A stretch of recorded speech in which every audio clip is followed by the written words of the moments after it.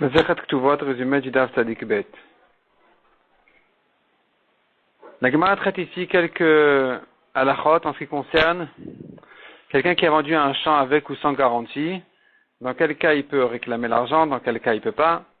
Donc on a plusieurs cas spéciaux un peu qui sont traités ici dans le Daf. Le premier cas, c'est celui de Reuven qui a emprunté de l'argent à son prêteur, bien sûr. Il a vendu son champ à Shimon, son ami. Il a vendu un champ sans garantie. Il a dit, écoute, il y a un problème, tu ne reviens pas me voir. Plus tard, Reuven revient chez son propre acheteur Shimon. Il lui dit, tu sais quoi, je veux te racheter ce champ-là que je t'ai vendu. Vends-le-moi avec garantie et je te paye le prix. Effectivement, Reuven a racheté le champ. Un jour, vient le prêteur de Reuven. Il lui dit, tu me dois de l'argent. Reuven, il dit, j'ai pas de quoi te rembourser. Le prêteur, il dit, il n'y a pas de problème, il y a un terrain ici, je le prends. Shimon, maintenant, il vient retourner chez son vendeur, et il lui dit, écoute, tu m'as vendu un champ avec garantie, on me l'a pris, donc tu dois me le rendre, tu dois me rendre l'argent. Et il y a une garantie sur la vente, donc tu dois me rendre l'argent.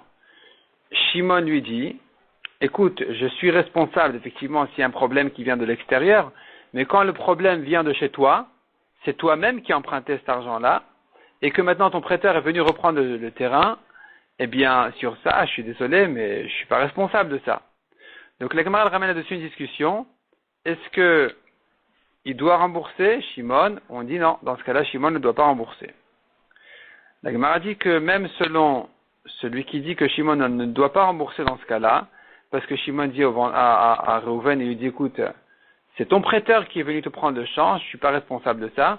Mais si maintenant c'était le père de Reuven qui était endetté, le prêteur, dont le prêteur, c'est-à-dire en fait comme ça, si le cas était que Yaakov a emprunté de l'argent, il est mort, son fils Reuven l'a hérité, et à ce moment-là commence toute notre histoire où Reuven a vendu à son ami Shimon sans garantie.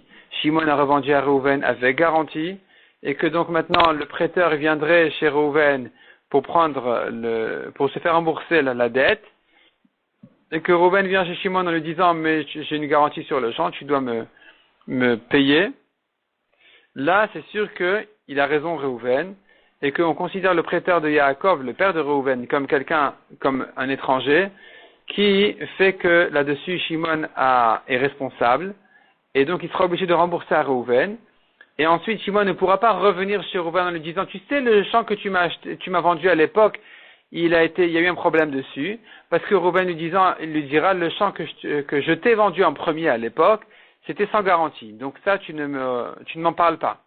Par contre, moi, je t'ai racheté ce champ-là avec garantie, donc tu dois me le rembourser. Et même si c'est le prêteur de mon père qui est venu le prendre, il n'y a rien à faire, tu dois me le rembourser. La Gemara ramène encore un cas de quelqu'un qui a acheté un champ, il n'a pas payé encore, il s'est endetté en fait sur le prix du champ, et le vendeur est mort.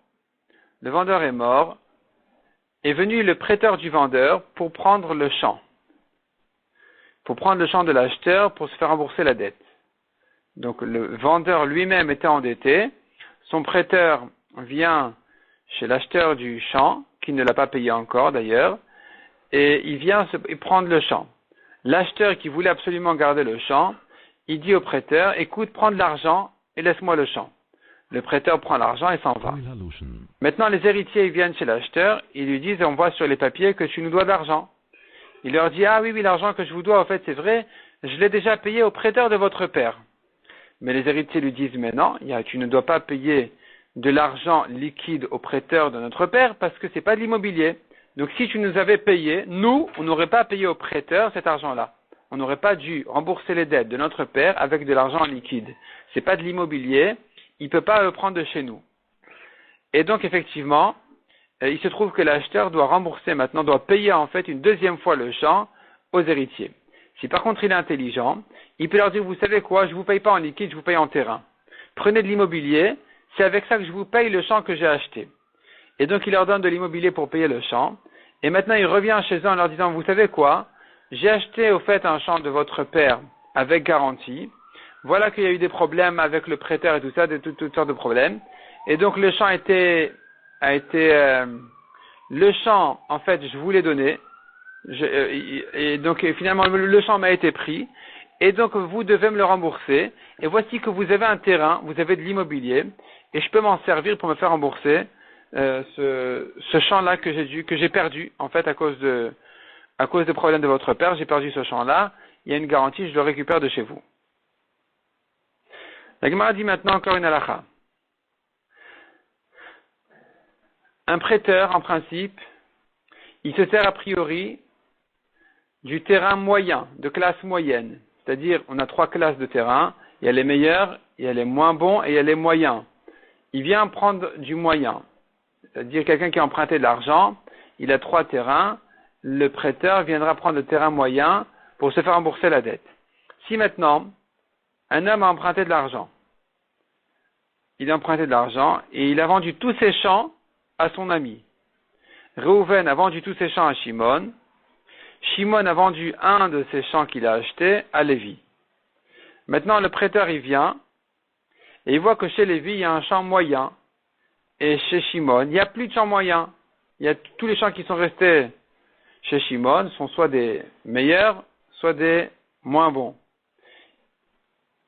On laisse le choix au prêteur de Reuven de se faire rembourser s'il veut chez Shimon et s'il veut chez Lévi. Il peut choisir là où il veut se faire rembourser. Mais tout ça, c'est à condition que Lévi ait pris un champ moyen et le seul.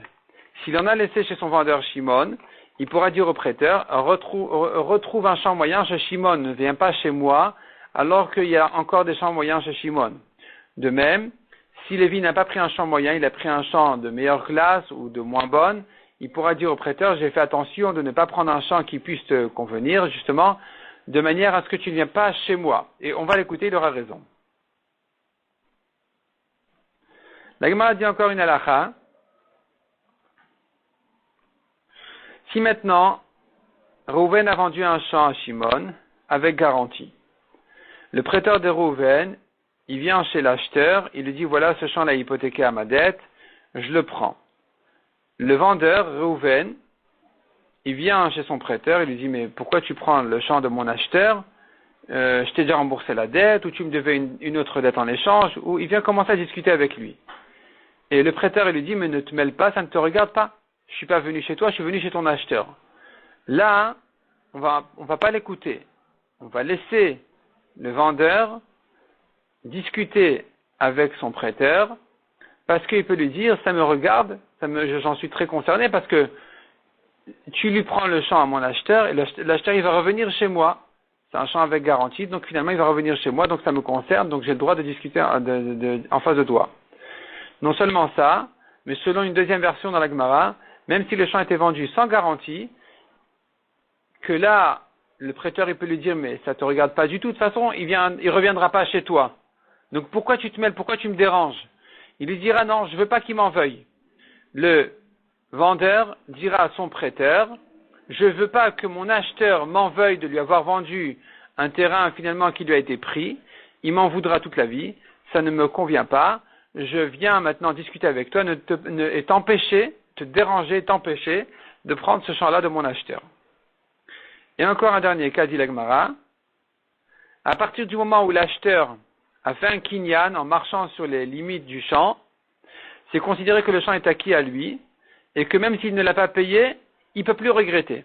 Même s'il y a déjà quelqu'un qui est venu contester, il ne peut plus regretter, puisqu'on considère que le champ est déjà acquis à lui. Si maintenant le champ a été vendu sans garantie, c'est tant pis pour lui. Il aurait dû prendre ses précautions, il aurait dû penser à tout. Donc il est rentré dans ce risque, c'est tant pis pour lui, il ne peut plus regretter. Et même si le champ a été vendu avec garantie, où l'acheteur dira au vendeur, mais de toute façon tu devras me rembourser, alors je préfère regretter dès maintenant, le vendeur lui dit non, maintenant tu ne peux pas regretter, tu as fait un kinyan, tu dois me payer le champ. Si un jour il te le prend, celui qui est venu contester, il vient te prendre le champ, amène-moi des preuves que le Bedin lui a données, que ça a été justifié par le Bedin, et à ce moment-là, je pourrais te rembourser. Mais pas avant. Aujourd'hui, tu as fait un kinyan sur le champ, donc tu dois me le payer.